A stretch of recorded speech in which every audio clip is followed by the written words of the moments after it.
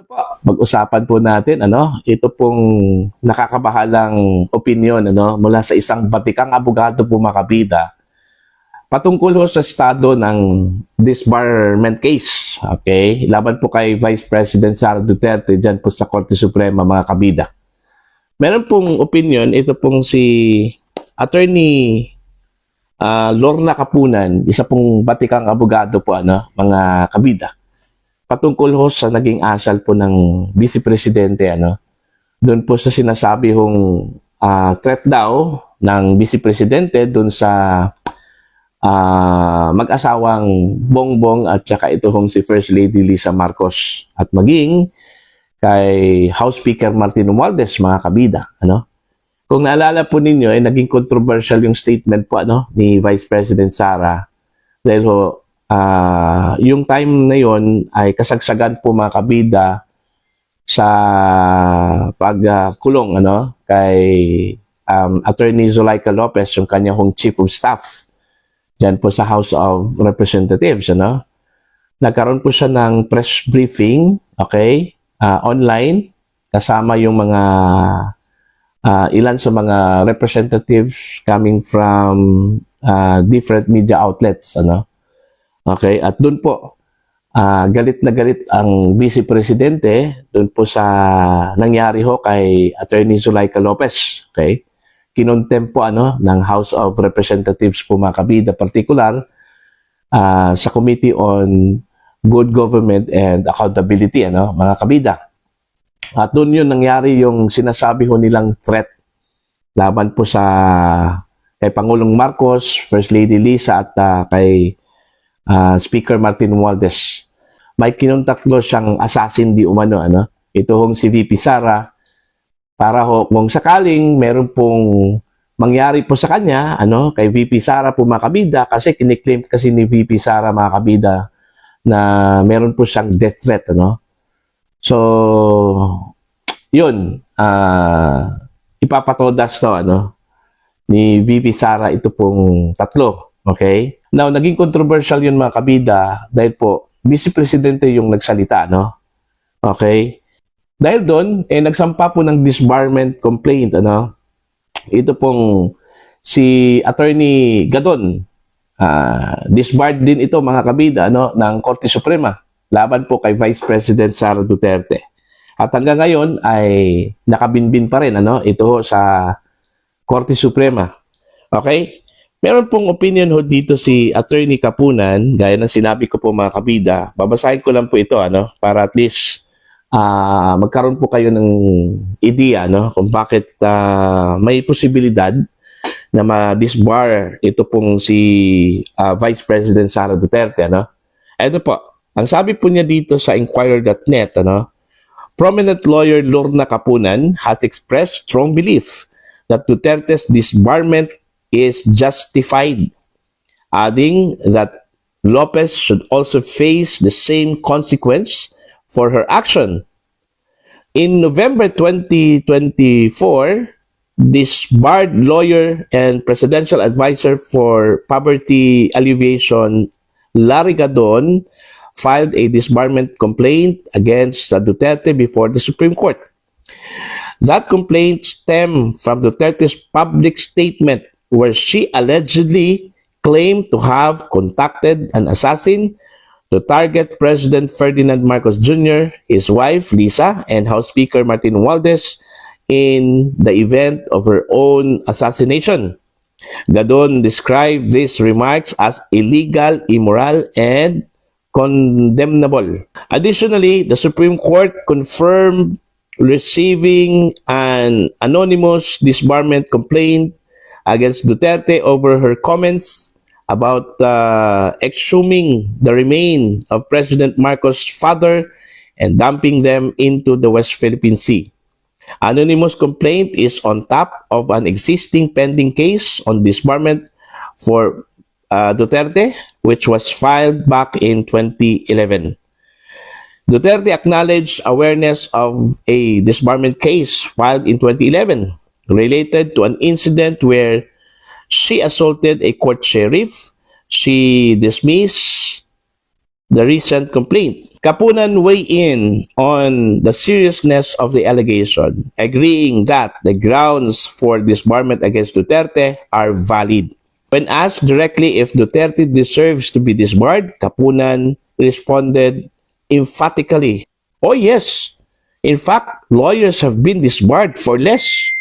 She detailed various reasons lawyers have faced disbarment in the past, including intemperate language, failure to return monies to the client, immoral conduct, criticizing the Supreme Court, gender-insensitive language, and disrespect for authority.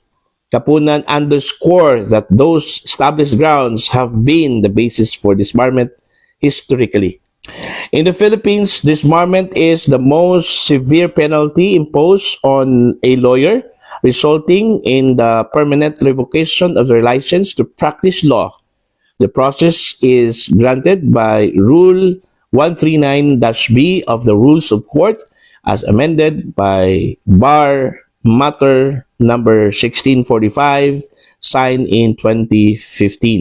Ayan. So, yun po mga kabida, no? So, posible daw madisbar at malaki yung chance na madisbar ito pong si Vice President Sara Duterte dahil lang po doon po sa kanya hong banta.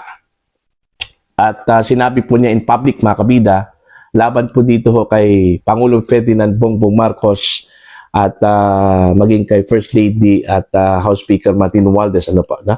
Pero itinanggi na po yan, ano, ni VP Sara po mga kabida. In fact, meron pong kaso ata, ano, o complaint na isinampa ng NBI, ano, laban po dito kay VP Sara sa kanya hong anong tawag po dito, statement na yon.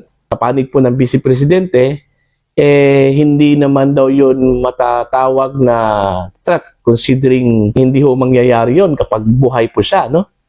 Kasi ang sabi po ng Vice Presidente, malinaw po yung mga kabida kung sakaling meron pong mangyayari po sa kanya, no? Pero hanggat buhay po ang Vice Presidente po mga kabida, wala hong mangyayari po dun sa Pangulo at saka dun ho sa Speaker of the House po mga kabida, no? Kumbaga, isa lang yung anong tawag po dito, salita, ano? Na kapag meron pong mangyari po sa kanya, halimbawa, mapatay po itong si VP Sara, at least meron na po siyang kinontak na tao, ano? Para ho ipaghiganti po, ano? Ito pong si Vice President Sara Duterte po mga kabida, no? So, paano maging threat yun? Kung buhay pa po yung respondent, ano? Yung nagsabi po doon. Okay? Yun yung kanyang contention, ano? Hindi ho matatawag na threat yun. Kumbaga, defense yun mga kabida, yung kanyang sinabi. Kasi ho, yun nga meron nga siyang threat nga diba? Merong nagbanta ho sa kanyang buhay. At sa palagay po niya, yung nagbanta po, o yung banta na yon ay mula po sa tatlo, mga kabida. Okay? So, yun po yung parang ganti lang po ni VP Sara. Kung sakali hong meron pong mangyari po sa kanya, okay, yun yung gagawin po niya. Oh. So, paano ho maging threat yun? Paano ho maging imminent threat? Pag sinasabi mong imminent threat, kahit anong oras, anong araw, okay, posibleng mangyayari yon. Ipalilikida yung tatlo, ano? Parang ganun. Diba mga kabida? Pero hindi. Hanggat buhay pa po si VP Sara, wala hong mangyayari sa tatlo. Yun kasi yung sinabi niya na kapag mayroon pong mangyari po sa kanya po mga kabida, mamatay po ang Vice Presidente, at least meron na po siyang sinabihan, ano, mga kabida, na ipaghiganti po ang Vice Presidente po ng Pilipinas. So, paano naging threat yun? Paano naging imminent yun? Yun yung kanya hong contention, ano. Okay. So, yun. Ang problema lang kasi, tinitwist po yung kanya hong statement. Parang lumabas doon po mga kabida na it was a plain threat talaga. Para bang sinabi na ipapalikida kita. Parang ipapapaya kita. Gagamit lang po tayo ng term para hindi po tayo ma-plug, you know? Okay? Ipapapaya kita. Parang ganun ba? Na anytime pwede hong mangyari. Pero dito ho sa case po ni VP Sara, imposible na mangyayari yon. Okay? Kasi buhay na buhay pa ang Vice Presidente po, mga kabida. So titingnan na lang po natin, magkaiba kasi yung mga pananaw at interpretasyon po ng mga abogado. Kaya nga hindi nga sila magkasundo po mga kabida, lalong-lalo na pagdating ho sa legal issues. Kasi magkaiba yung kanila pong mga interpretations, Okay? Yun yung interpretation po ni Attorney Kapunan. Okay? Kung tatanungin po natin yung mga abogado po ni VP Sara, iba yung kanila pong interpretation, Hindi ganun. Yung kanilang interpretation most probably ma-acquit o mapawalang sala po, O di kaya ibasura yung disbarment case ni VP Sara sa Korte Suprema. Di ba? So kanya-kanya lang po yung anong tawag po dito? Interpretation. According dun ho sa leaning po ng isang tao. Pag anti-Duterte, syempre naman, ang sasabihin talaga is madidisbar. Pero kung pro-Duterte din, sasabihin hindi. Pero kung neutral ka lang, mga kabida, magbabase yun talaga sa bigat po ng ebidensya. Okay, kung yung circumstansya po ay naaayon po dun po sa kanya hong sinasabi. Okay?